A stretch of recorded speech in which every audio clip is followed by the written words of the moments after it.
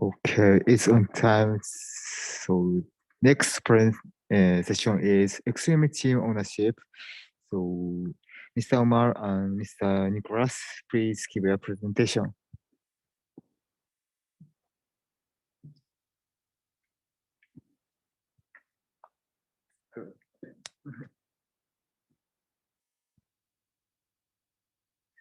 All right, let's get started. Thank you everyone for joining. So we're going to speak really slowly for our translators. Extreme ownership. What comes to mind when you hear those words? Maybe an extreme sport like skydiving or bungee jumping? Well, in this session, we're not going to ask anyone to jump out of a plane. Instead, we're going to introduce a mindset inspired by US Navy SEALs that can help agile teams to achieve their goals. My name is Omar Galliano. I'm a quality engineer at Slalom, where I'm a consultant. I'm an electrical engineer who became a software engineer. And I've worked with Japan and US clients.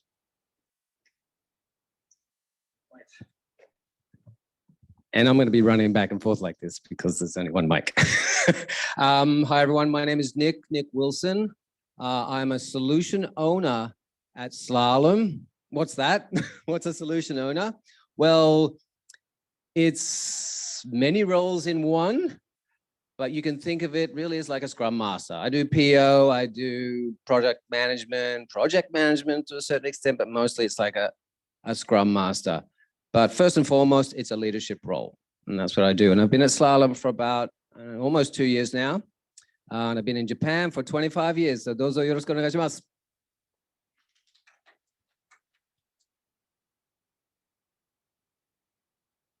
Now, before we begin, I just want to talk a little bit about Slalom. Slalom is a modern consulting firm focused on strategy, technology, and business transformation. We've worked with many of the largest global brands.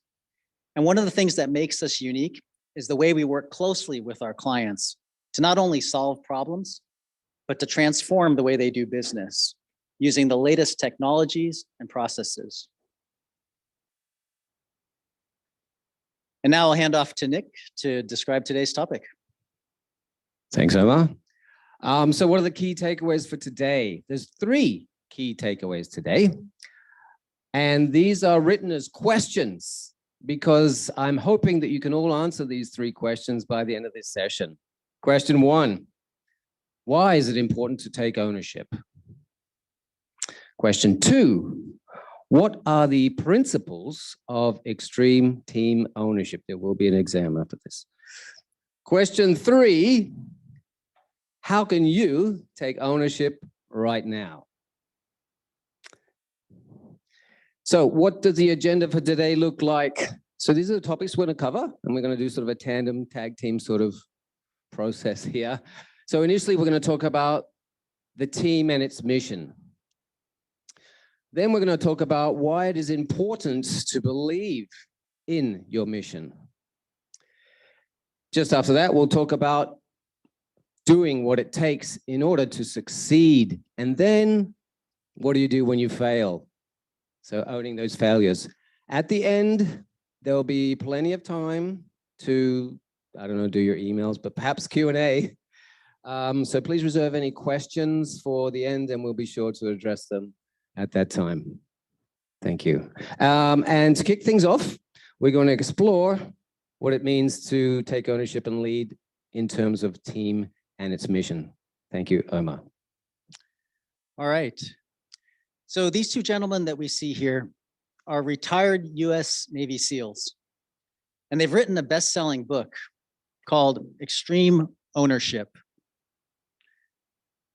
Now, the Navy SEALs are known for having a rigorous training program. And this quote embodies their mindset. They say, leaders must own everything in their world. There is no one else to blame. Now, you might be wondering, what does it mean to take ownership in this context? Here, ownership means the responsibility that an individual takes to ensure the team's success.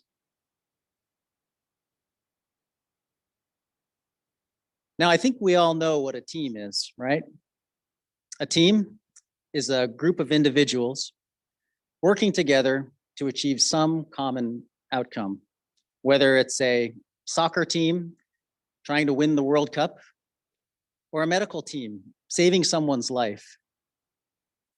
The team is committed to some kind of outcome, and that outcome is what we'll call the team's mission.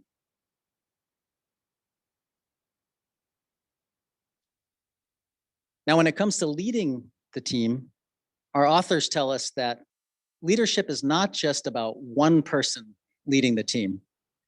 It's a group of leaders working together.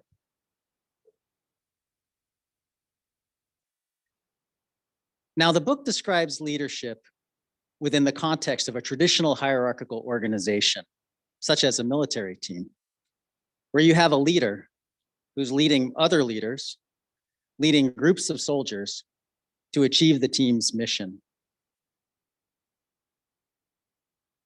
But agile teams have missions too. But the teams are cross-functional, and everyone doesn't necessarily report to one another. But no matter what someone's title or position is in the company, everyone is a leader because everyone has the ability to influence each other. John Maxwell once wrote, "Leadership is influence, nothing more, nothing less." So everyone has the ability to influence each other and the mission. Now, some leaders are more senior, and it's the senior leader's responsibility to ensure that everyone on the team knows their role and understands the mission. Now, missions can exist in many forms. For example, they could be written as part of an overall team charter, or it could just be a simple sprint goal. They can be high level, such as we want our customers to have a great experience choosing an insurance plan online. Or they can be granular, like in Sprint 5, we want to build a high-performing product listing page.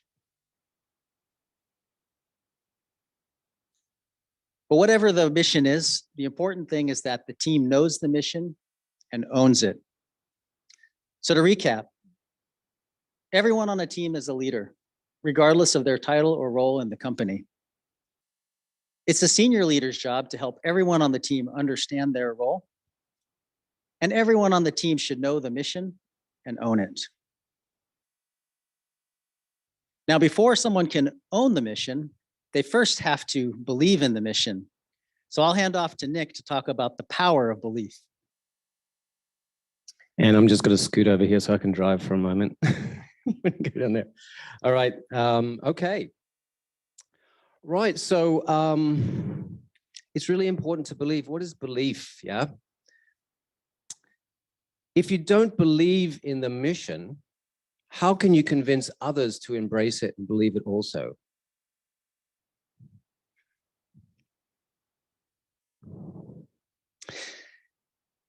Only believers can accept or have the ability to accept the risk required to overcome the inevitable challenges necessary to succeed. Now, there will always be some people who question or doubt the amount of risk involved in a particular build, a particular project, and ask, is it really worth it? It is up to us as leaders to convince them to believe. Now,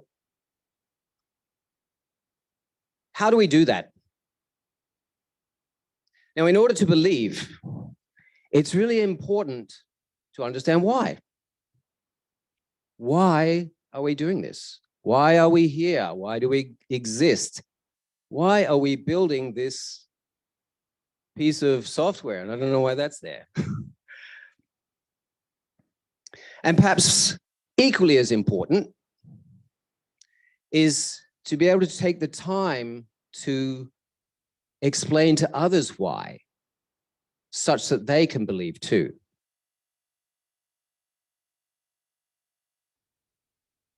Now, often this means detaching ourselves from the immediate tactical mission and focusing on the greater cause.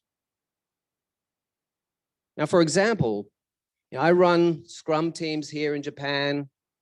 I run Scrum teams in Silicon Valley. I run Scrum teams that span both of those locations.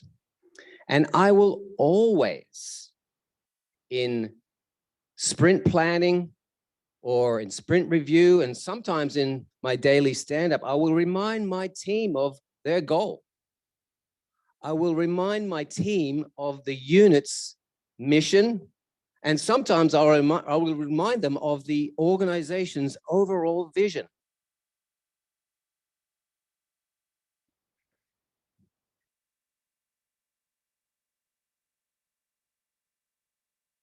Now, I want to tell you about a great believer. Maybe if I press that little thing there, that'll disappear. There we go. All right. This person has somewhere in the vicinity of 125 million followers on Twitter, around $140 billion in net worth. Does anyone know perhaps who I'm talking about? And don't let this rocket ship give it away. I'm talking about Elon Musk. So Elon Musk is a great believer.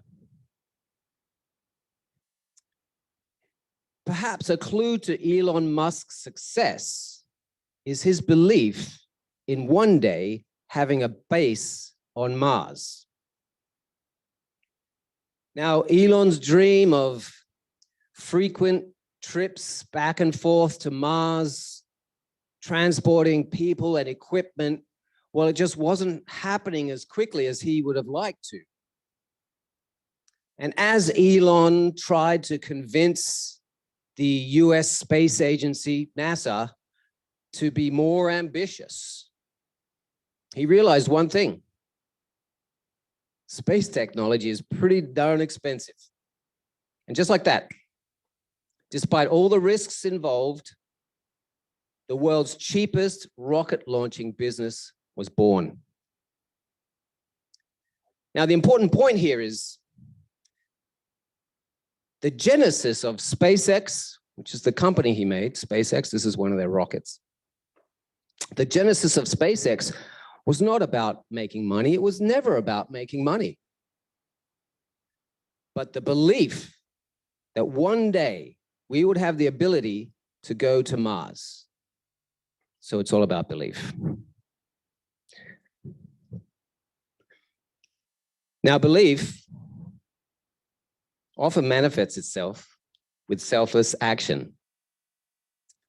And to explore that topic a little bit more, I'm going to hand it over to my colleague, Omar. Oh, wait a second. Recap. Just before that, recap. Main points. So the main points here are: you must believe in your mission before you can convince others to believe in it too. Secondly, belief in the mission will allow us to take the risks required to achieve success. And thirdly, when in doubt, step out of the immediate tactical situation and look at the larger strategic goal. Or as I like to say, and often this doesn't translate, when in doubt, zoom out, right? So let's talk about how this manifests itself in selfless action. I'll hand this over to Omar. Thank you. All right, thank you, Nick. So belief is rocket fuel for a high-performing team because it enables everyone to do whatever it takes to achieve the team's mission.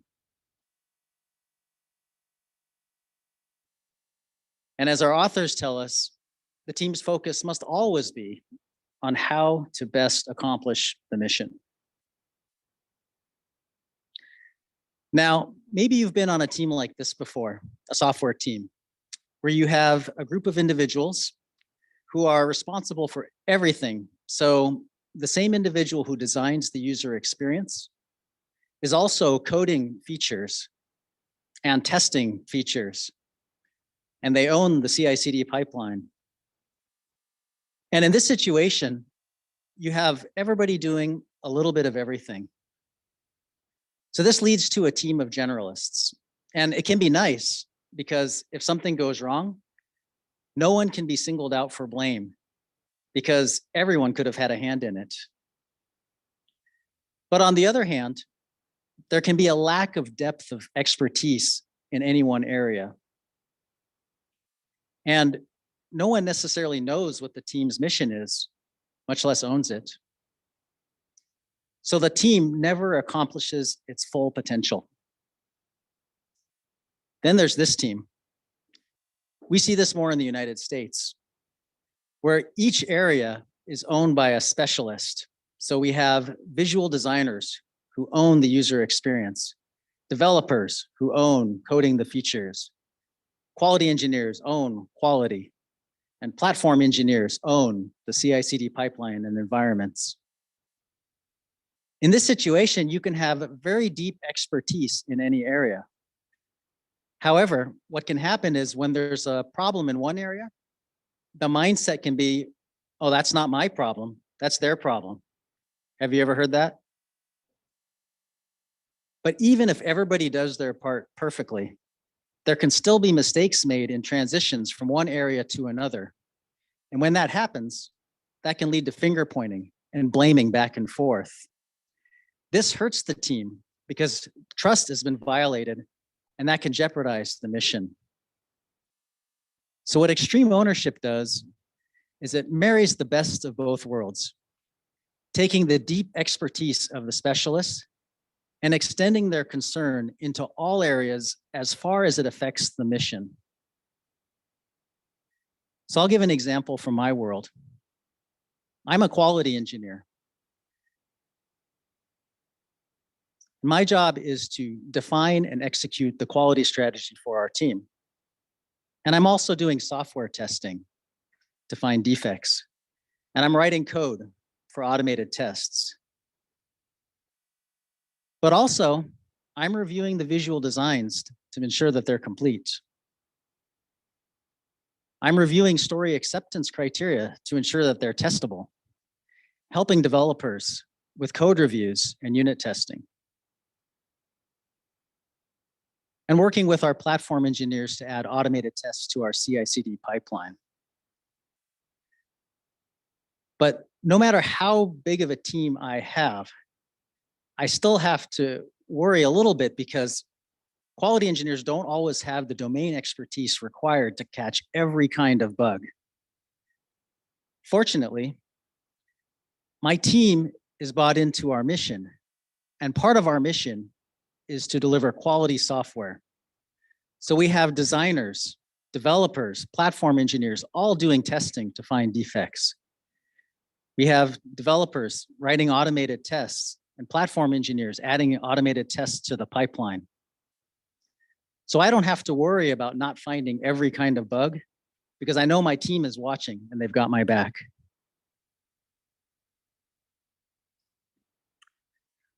So to recap, extreme ownership means owning more than just our area, but anything that can impact the success of the mission. And this can help reduce stress because even if we miss something or we make a mistake, we know our team is looking out for us and ready to help.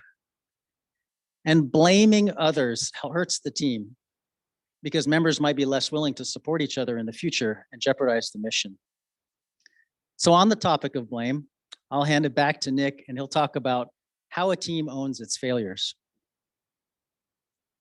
Thanks, Omar. I'll try not to skip over any slides this time. Right, blame. This is the fun stuff, okay?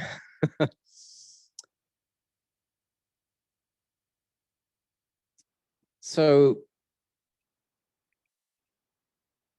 blame. What does it mean? Well, you better get that. It's probably from your stockbroker. Mistakes happen. Information is constantly changing. The view we have today may be different tomorrow based on the information we get tomorrow. There's going to be problems. There's going to be mistakes. It is how we handle ourselves that is key. So how do we do it? How do we accept this situation with the prevalence of mistakes? Well, there are a few tools out there. There are a few methods and practices, but I want to tell you about one particular method that you can use today. Ring a bell? It's called the extreme team equation, extreme ownership equation, I should say. And it looks like this. Extreme ownership equals 100% responsibility plus 0% blame. What does this mean? Well, what it means is if you are blaming any more than 0% of the time, then you are not in an extreme ownership mindset. So how about we all check in? Who has blamed someone or something today? Who's at, there we go. Who's at like 10% blame today? 20%? 30? 50%? 100%? Or are you on the other end of the scale and at 0%?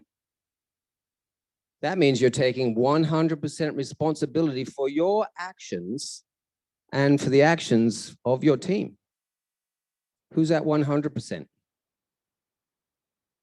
Nice. I tell you what, if you're at 100%, then you are up there with the most high-performing leaders on the planet. Good luck, everyone, at getting to 100% like that gentleman down there. 100% every moment of every single day. Just today. Okay, we can qualify it. I like it. This is the start, right? You've got a head start on everyone else, but this is our standard. This is the Navy SEAL Special Forces standard of extreme ownership. Now, I want to talk about a little story. And don't go to sleep. This is the good stuff.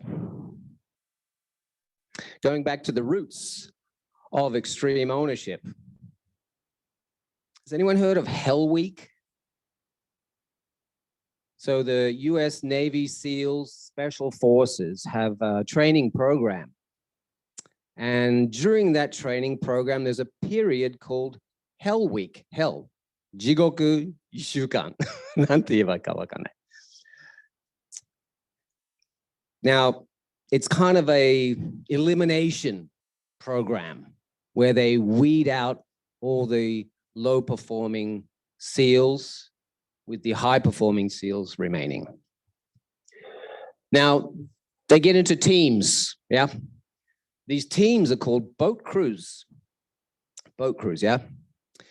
They've got these World War II era boats, and they're going to carry these things on top of their heads. And they've got to run for miles and miles up and down these 5-meter sand dunes. They got to paddle out into the ocean. They got to jump out of the boat, flip the boat over like 2-3 times, jump back in the boat, and then paddle back to shore. And they've got to do all of this while beating every other team. Now, if you don't beat the other teams, well, you get to do some bonus hard stuff. Now, let me tell you about famous team, Boat Crew 2. Now, Boat Crew 2, they've got a strong leader. Yeah. Every member on the boat crew are taking responsibility. They are compensating for each other's weaknesses.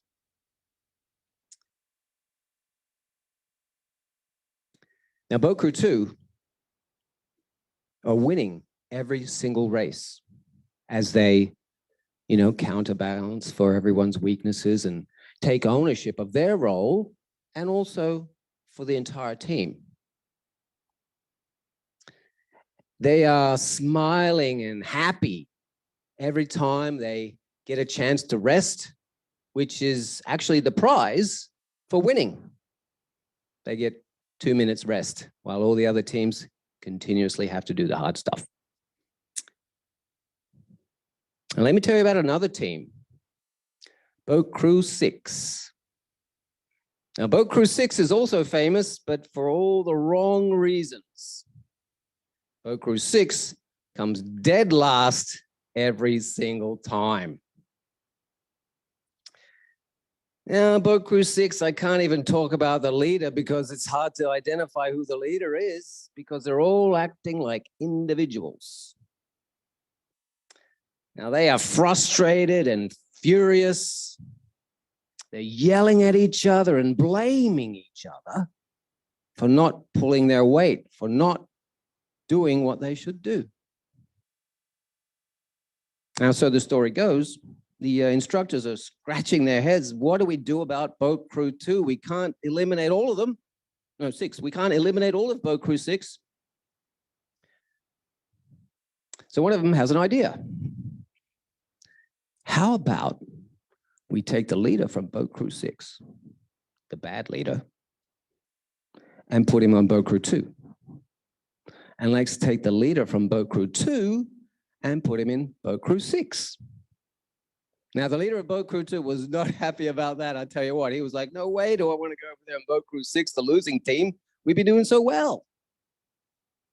But, you know, it's the military. You do what you were told. So he goes over to Boat Crew 6 grudgingly. The leader from Boat Crew 6 feels, all right, yeah, I'll go over to Boat Crew 2 and I'll be vindicated. You'll see how bad Boat Crew 6 really is, no matter who the leader is. So what do you guess? What do you guess what happens? Can you guess? Well, Boat Crew 6, the bad team, started winning. And they started to win every race. Now, Boat Crew 2 didn't lose. They already had a culture of extreme ownership. They already knew they were responsible for their actions and the actions of the team. So they weren't losing, but they weren't necessarily winning either, but they were not losing. So the point here is that the team where everybody takes responsibility and doesn't blame the others is the team that thrives. So, good story, hey? Just to recap on that, and we're coming to the end here. 3 key points of this one. Information is incomplete and always changing. Not every decision will be a good one. Second, the equation. We can take this away today. Maybe you can do this from day to day. Check in every day. Ask your teams to check in. What's your equation? What's your ratio today? The extreme ownership ratio. There it is. 100% responsibility plus 0% blame equals extreme ownership. And lastly, when mistakes happen, and they will happen, there is no place for blame, only to accept the responsibility and make positive change.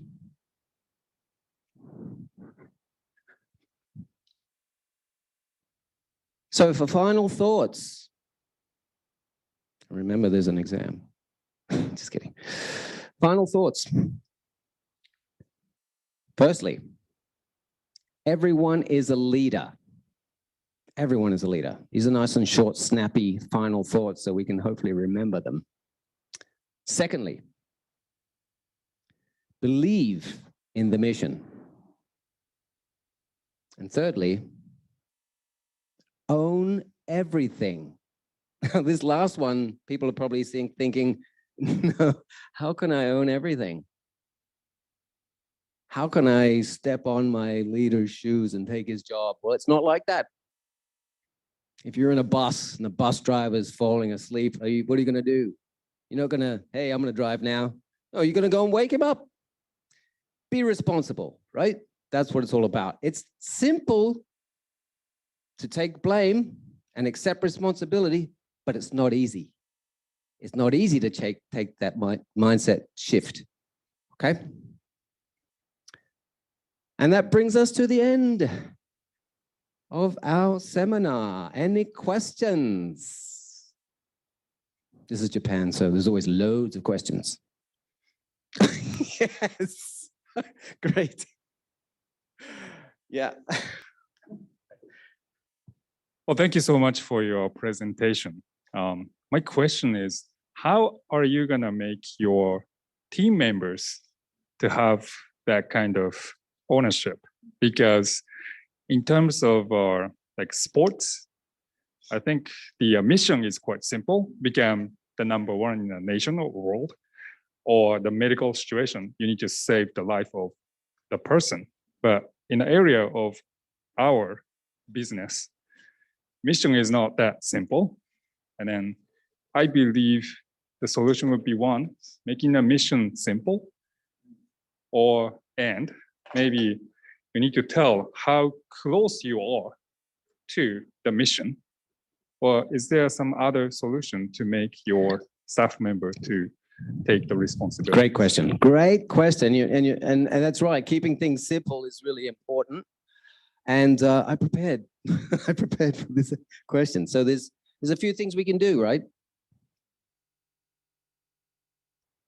How can you take ownership right now?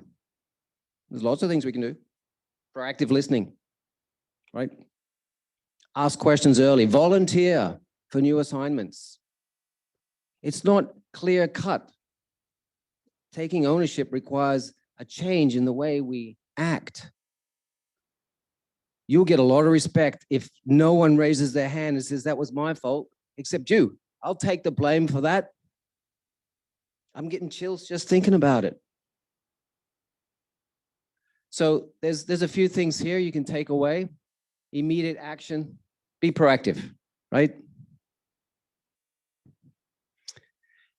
Think about it this way.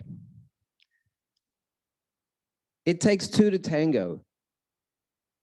If you were the only person on an island, perhaps you're the one to blame. If there's another person there, you're probably equally responsible. What you can do is do something like this. Take a blame audit. Go home today, think about everything that's going wrong in your life, in your job. Why is this happening? Think about why it's happening. Second question, who's at fault? Oh, it's my brother. He's always leaving his shit around. Third question, really? Whose fault is it? And I'll tell you what, it'll often lead back to having some element of responsibility yourself.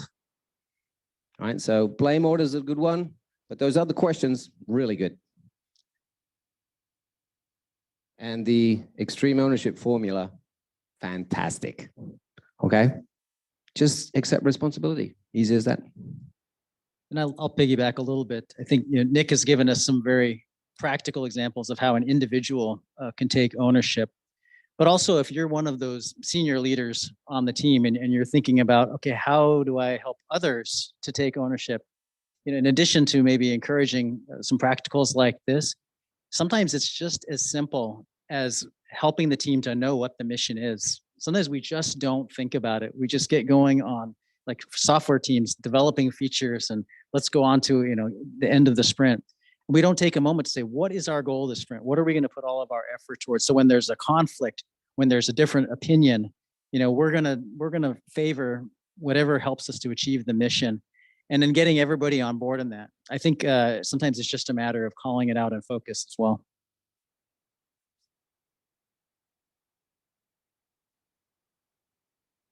Any other questions? If you are online, please speak with your microphone on. あと、日本語で質問してもいいです。翻訳家の方が翻訳俺、なんとか日本語できますし。